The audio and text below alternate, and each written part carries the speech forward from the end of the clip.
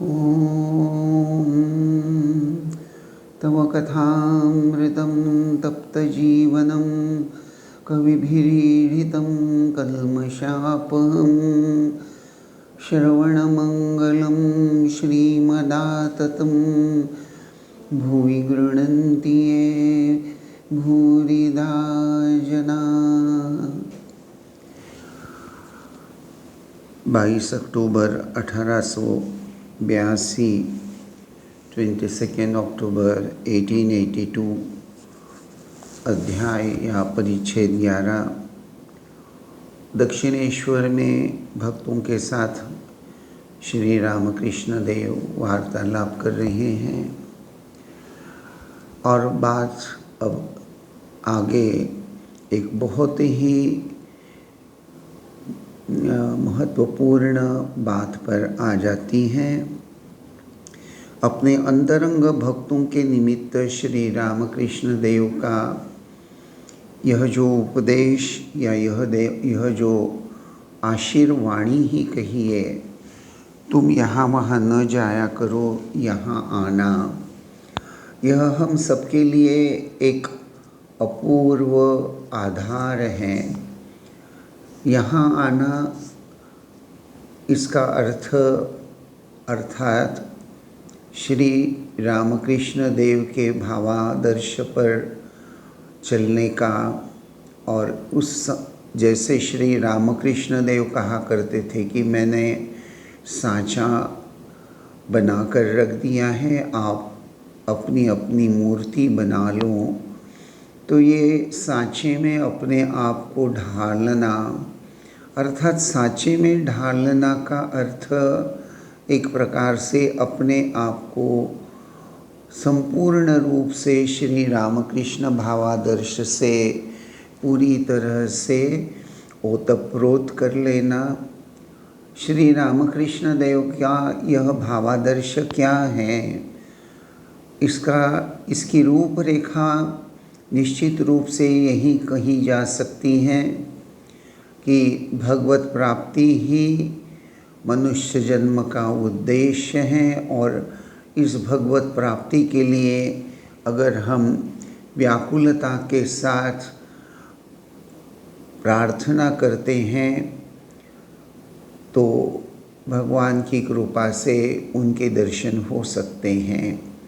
श्री रामकृष्ण देव के प्रारंभिक साधना काल में अगर हम जरा नज़र डालें तो निश्चित रूप से यह बात सामने आ जाती है कि श्री रामकृष्ण देव ने सर्वप्रथम भवतारिणी या जगदम्बा माँ काली का जो दर्शन प्राप्त किया, वह निश्चित रूप से व्याकुलता के भरोसे ही किया।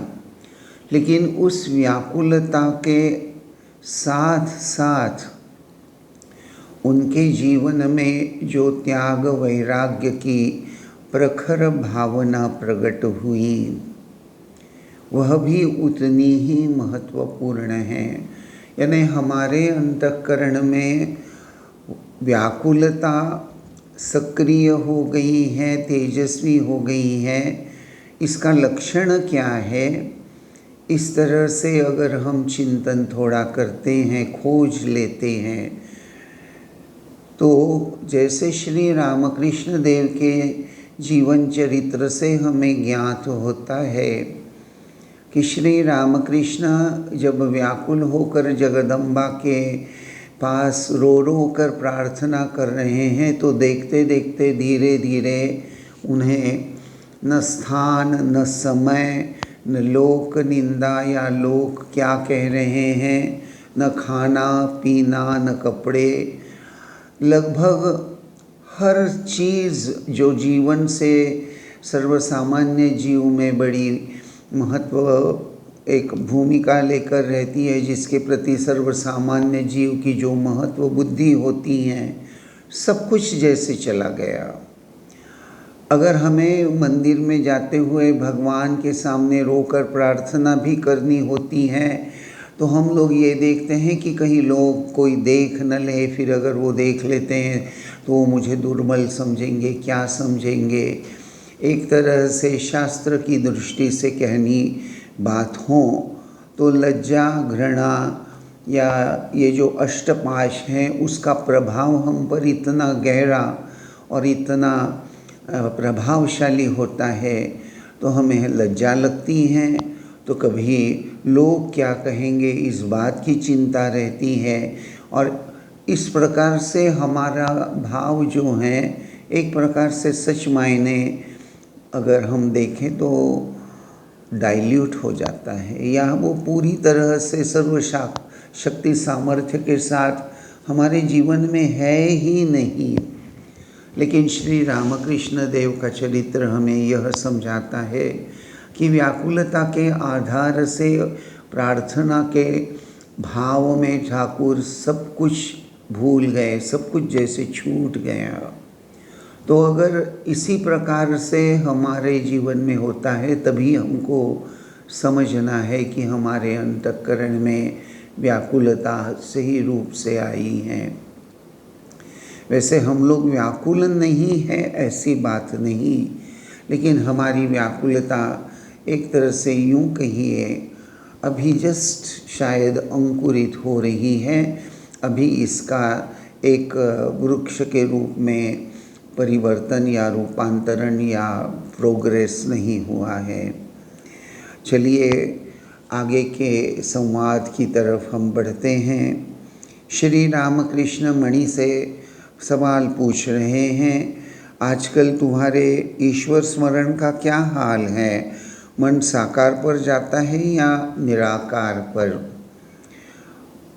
उत्तर में मणि क्या कहते हैं? मणि कह रहे हैं, जी अभी तो मन साकार पर नहीं जाता और इधर निराकार से मन को स्थिर नहीं कर सकता। श्री रामकृष्ण, देखो निराकार में तत्काल मन स्थिर नहीं होता, पहले पहले तो साकार अच्छा है। मणि, मिट्टी की इन सब मूर्तियों की चिंता करना। श्री रामकृष्ण, नहीं नहीं, चिन्मयी मूर्ति की। मणि, तो भी हाथ पैर तो सोचने ही पड़ेंगे, परंतु यह भी सोचता हूँ कि पहली अवस्था में किसी रूप की चिंता किए बिना मन स्थिर न होगा, यह आपने कह भी दिया है। अच्छा, वे तो अनेक रूप धारण कर सकते हैं, तो क्या अपनी माता के स्वरूप का ध्यान किया जा सकता है? श्री रामकृष्ण, हाँ, वे माँ, गुरु तथा ब्रह्ममयी हैं। माँ, यह शब्द यहाँ ब्रैकेट में लिखा गया है, अर्थात माँ ही गुरु हैं, माँ ब्रह्ममयी है। मणि चुप बैठे रहें। कुछ देर बाद फिर श्री रामकृष्ण से पूछने लगे, अच्छा, निराकार में क्या दिखता है? क्या इसका वर्णन नहीं किया जा सकता? श्री रामकृष्ण कुछ सोचकर, वह कैसा है बताऊं? यह कहकर श्री रामकृष्ण कुछ देर चुप बैठे रहें। फिर साकार और निराकार दर्शन में कैसा अनुभव होता है इस संबंध की एक बात कह दी और फिर चुप हो रहे। देखिए, यहाँ एक बहुत आध्यात्मिक जीवन की एक बहुत बड़ी निर्णायक बात या बहुत ही अहम बात यहाँ प्रस्तुत हो रही है। साकार अथवा निराकार, चिन्मय मूर्ति का ध्यान, मात्र ध्यान। इस संवाद में हम पहले देख रहे हैं श्री रामकृष्ण मणि से पूछ रहे हैं, आजकल तुम्हारे ईश्वर स्मरण का क्या हाल है? आपको शायद याद ही आ रहा होगा, महेंद्रनाथ गुप्त से जब श्री रामकृष्ण देव की मुलाकात हुई, या मणि जब द्वितीय दर्शन में श्री रामकृष्ण देव के साथ मिले और वार्तालाप जो है उसके दौरान ये बात पहले ही आ चुकी है कि श्री रामकृष्ण मणि से पूछते हैं कि तुम्हें क्या अच्छा लगता है। वैसे श्री रामकृष्ण देव के पास जो भी आते थे और ख़ास करके उनके जो अंतरंग शिष्य जो भविष्य में उनके विशेष विशेष कार्य को जगत उद्धार हेतु आगे बढ़ाने वाले हैं, श्री रामकृष्ण देव को यह बात पहले से ही पता रहती थी। आने वाले को देखकर ही वे समझ जाते थे।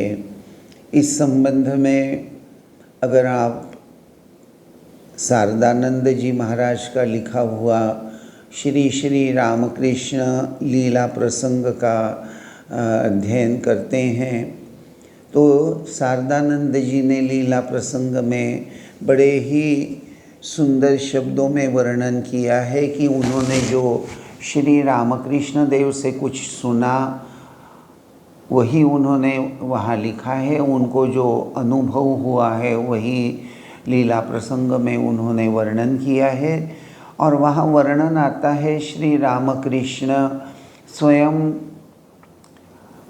वर्णन करते हुए बता रहे हैं कि एक दिन मुझे जगदम्बा ने सारे जगत को जैसे दिखाया और देखता हूँ वास्तविक ही सारे विश्व में सारे जगत में अधर्म कितना बढ़ा हुआ है।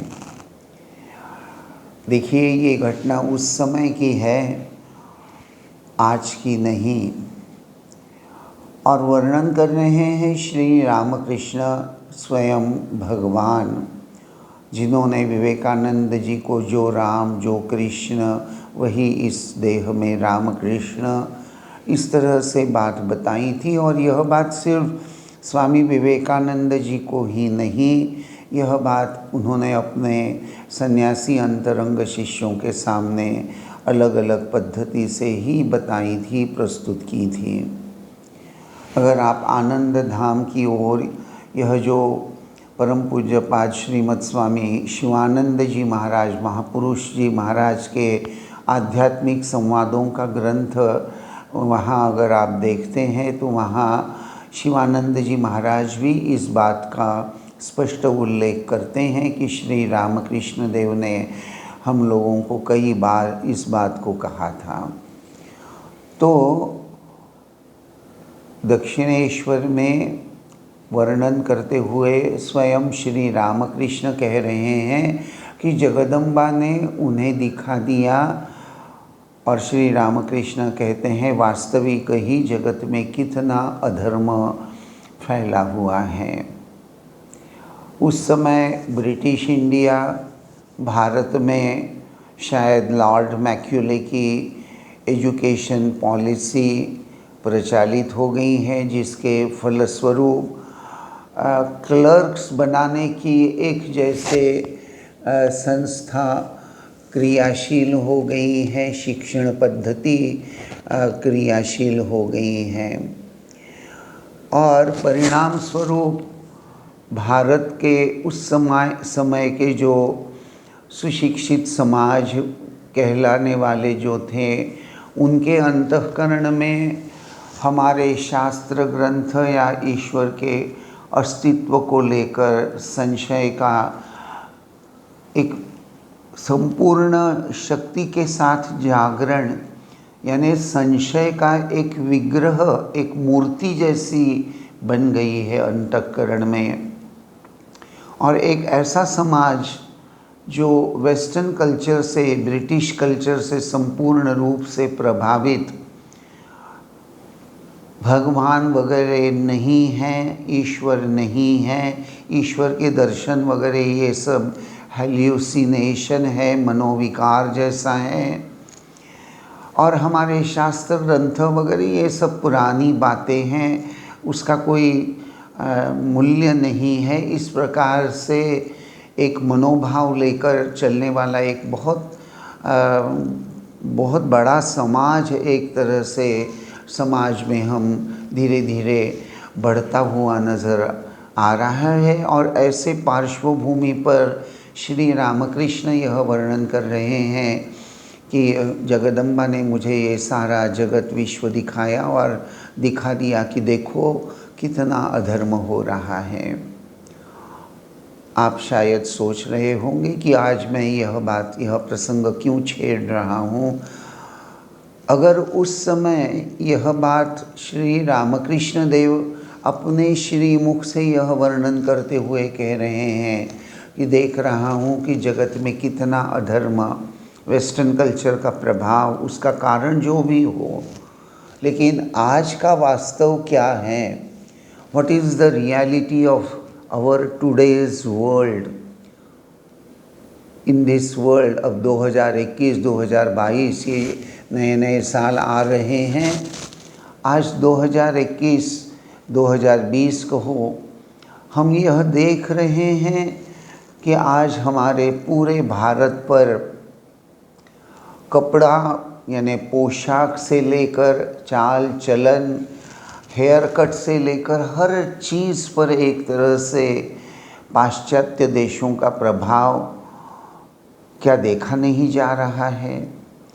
आज भी एक तरफ ऐसा कभी कभी लगता है कि अगर हम तीर्थ स्थान पर जाते हैं, चाहे बम्बई का सिद्धि विनायक मंदिर हो, चाहे और कोई मंदिर हो, चाहे गुजरात का पावागढ़ हो, अंबाजी हो, सोमनाथ जी हो या द्वारकानाथ हो, तीर्थ स्थल कोई भी हो, जहाँ भी जाते हैं प्रचंड भीड़ हम देखते हैं, जिनमें युवक या युवतियाँ, यंग जनरेशन भी होते हैं, बड़े बुज़ुर्ग तो होते ही हैं।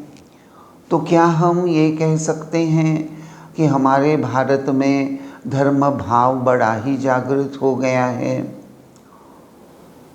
आपकी क्या धारणा है, क्या राय है, मुझे तो पता नहीं, लेकिन बहुत बार यह लगता है कि तीर्थ स्थल पर चार धाम कहो, वृंदावन कहो, मथुरा, अयोध्या, जो भी नाम लो, जो भी तीर्थ क्षेत्र हो, बनारस, काशी, इलाहाबाद, भीड़ तो सब जगह हैं, लेकिन सच्चे सच्चे आध्यात्मिक अनुभूति के स्पृहा को हृदय में धारण करके कितने लोग आए हैं। कभी युवा पीढ़ी के लोग प्रॉस्पेरिटी के लिए, समृद्धि प्राप्ति के लिए, करियर अच्छा बनाने के लिए, ऐसे कुछ भौतिक उद्देश्य को सफल बनाने की भावना से तीर्थ आते हैं। कुछ लोग टूरिज्म की एक भावना लेकर आ जाते हैं, कुछ लोग आर्कियोलॉजिकल एक निरीक्षण की दृष्टि से, एक ऐतिहासिक या स्थापत्य शास्त्र, इसको लेकर आ जाते हैं। लेकिन सच्ची आध्यात्मिक स्पृहा को लेकर हम लोग कितने तीर्थ घूमते हैं, या अपने घर में ही भगवान को सच्ची व्याकुलता लेकर, आध्यात्मिक स्पृहा लेकर भगवान के सामने नतमस्तक होते हैं। यह बात आपको ही थोड़े ट्रूथफुली अपने अंतरंग में खोजनी चाहिए। श्री रामकृष्ण भले ही उस समय ये बात कह रहे हैं कि देख रहा हूँ, माँ ने दिखा दिया कि अधर्म सच्ची कितना बढ़ रहा है। ये अधर्म बढ़ना, इसका अर्थ ही यह होता है कि हम ही लोग तो अधर्म का पालन कर रहे हैं। एक तरह से हमारे जीवन में ये अधर्म अलग अलग रूप से प्रवेश कर रहा है। जुबानी अगर कहें तो भले ही हम कहें कि हम भगवान पर विश्वास करते हैं, हमारे घर में शायद भगवान के फ़ोटो या मूर्ति रखी हुई है किसी कोने में, कभी कभी बड़े बड़े घर में जब जाते हैं, 3 BHK फ्लैट, 4 BHK फ्लैट, बहुत बड़ा आलीशान ड्राइंग रूम है, बहुत सुंदर डाइनिंग हॉल है जहाँ बहुत सुंदर डाइनिंग टेबल, बहुत बड़ा फ्रिज, ये सब बातें हैं। तो घर तो बहुत सुंदर सजाया गया है, लेकिन भगवान के लिए कोई अलग छोटा कमरा भी नहीं। भगवान को एक छोटे कोने में किसी छोटे से घर में रखे गए हैं। यानी कि भगवान के लिए हमारे बहुत बड़े बड़े प्रशस्त घर में, यूँ कहिए 3 BHK, 4 BHK, 2 BHK घर में भगवान के लिए बस एक कोना होता है। कभी कभी मैंने यह भी देखा है कि भगवान का यह पूजा घर ऊपर उठने की जो सीढ़ी होती है उस सीढ़ी के नीचे रख दिया है, या उसमें उसके नीचे की जो जगह होती है वहाँ उसको पूजा घर में कन्वर्ट कर लिया है। कभी कभी बहुत दुख होता है कि एक तरह से ऊपर से हम चलकर जा रहे हैं और नीचे उस सीढ़ी के नीचे पूजा घर या भगवान की वेदी। हम लोग कहाँ सोचते हैं जगह की कैसे हम ये करें, यही एक बात जैसे हो जाती है। How to save the space and utilise. और एक तरह से हमारे भगवान, हमारी इष्ट देवता, जिसको हम ज़ुबानी कहते हैं हाँ प्रभु हैं, मन से कहते हैं कि हाँ हम भगवान पर विश्वास करते हैं, लेकिन भगवान के लिए हमारे न जीवन में न हमारे घर में बहुत बड़ी जगह है। शायद माफ़ कीजिए, किसी का दिल दुखाने की मेरी भावना भी नहीं, उद्देश्य नहीं, लेकिन श्री रामकृष्ण देव की यह वाणी जब मैं पढ़ता हूँ जब भी, और जब ठाकुर कहते हैं कि सच में देख रहा हूँ कि जग में कितना अधर्म बढ़ गया है, तो ऐसी ही कुछ बातें मन में आए बिना नहीं रहती। अवश्य ही यह सारे विश्व का चित्र नहीं है, यह मैं भली भांति जानता हूँ, और क्षमापूर्वक यही कहता हूँ कि अगर किसी को बुरा लगा हो तो माफ़ कीजिए, लेकिन यह मैं सबके लिए नहीं, एक जनरल बात कह रहा हूँ। और सच तो यही है, अधर्म जो है वह कहीं बाहरी नहीं होता, हमारे मन में कितनी भोग विलासिता की भावना है, हम कितने इस संसार और विषय वस्तु के प्रति आसक्त होकर जीवन यापन कर रहे हैं, यही एक प्रकार से अधर्म है। सच्चे कर्तव्य कर्म की व्याख्या क्या है? परम पूज्यपाद स्वामी यतीश्वरानंद जी ने उनका जो प्रसिद्ध एक किताब है मेडिटेशन एंड स्पिरिचुअल लाइफ, उसमें बड़े सहज सुंदर ढंग से यतीश्वरानंद जी एक बात कह जाते हैं कि जो जो बातें हमें आध्यात्मिक उन्नति में सहायता करने वाली हैं, वही बातें कर्तव्य कहलाती हैं।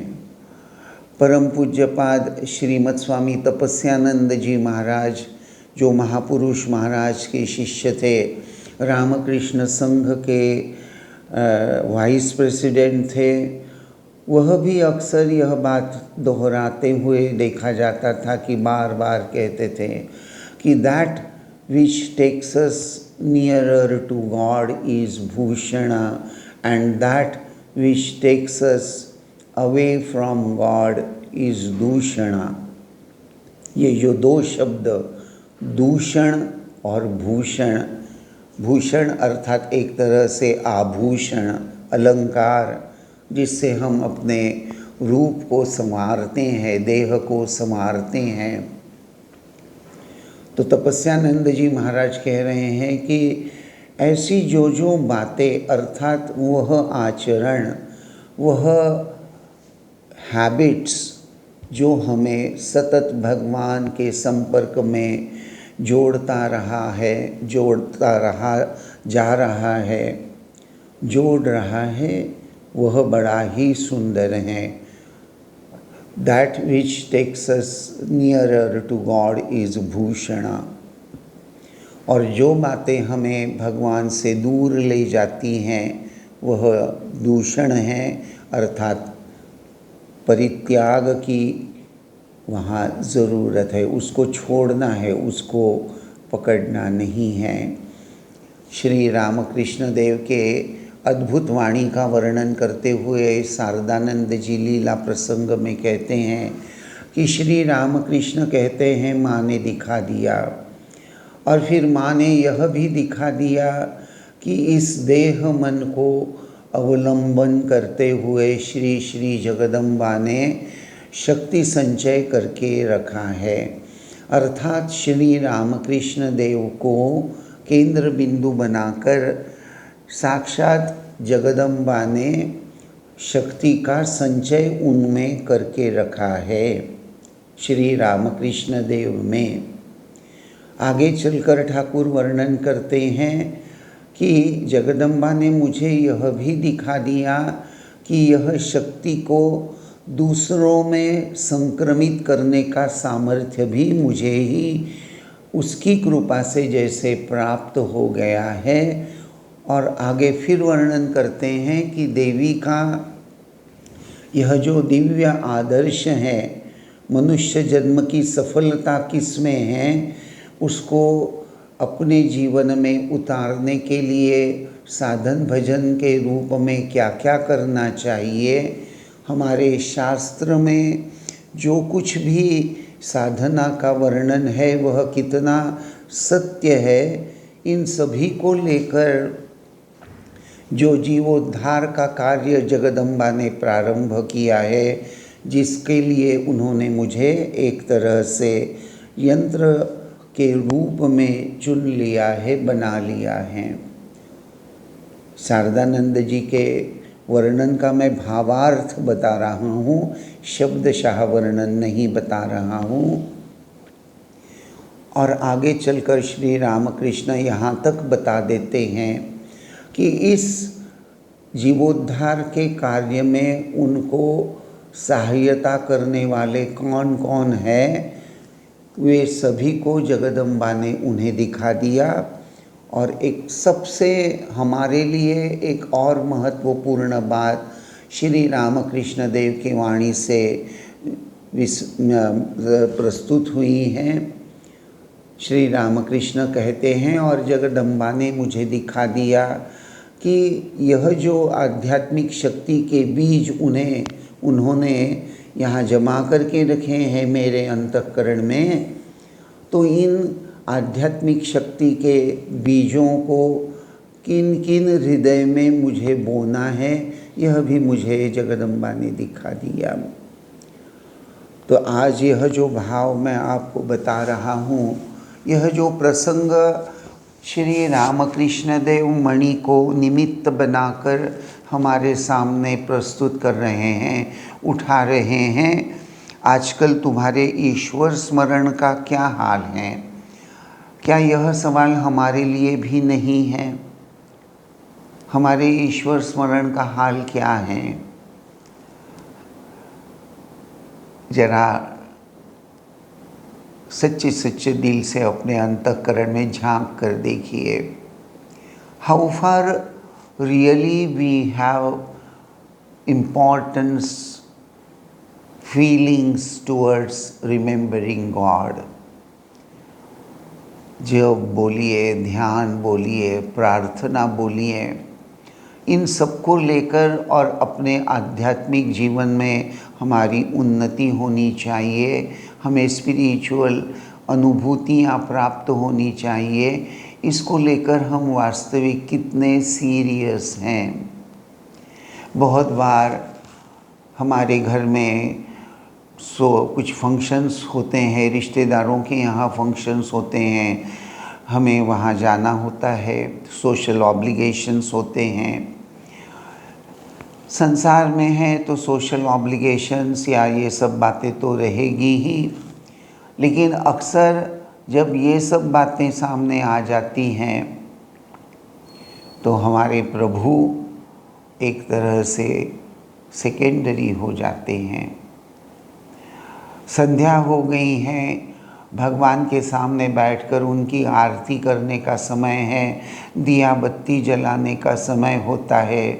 लेकिन उसी समय हमारे किसी रिश्तेदार के यहाँ, दोस्त मित्र के यहाँ, उनके यहाँ कुछ फंक्शन होता है, या शादी के बाद जैसे वो शाम को एक रिसेप्शन पार्टी वार्टी होती हैं, ये सब होता है, वहाँ हमें जाना है। तो सजने धजने में गिफ्ट क्या ले जानी चाहिए, ये सब को लेकर हम बड़े अपनी बहुत शक्ति उसमें लगा भी देते हैं और चले भी जाते हैं, भूल जाते हैं कि अगर ये बात नहीं हुई या इसमें थोड़ी देरी हो गई तो क्या, लेकिन मैं भगवान, संध्या हो रही है, सूर्यास्त हो रहा है, दिया बत्ती करके पहले मैं भगवान के सामने बैठता हूँ, प्रार्थना कर लेता हूँ शांत मन से, कोई भी चंचलता मन में न लाते हुए। ये सब क्या हमारे जीवन में होता है।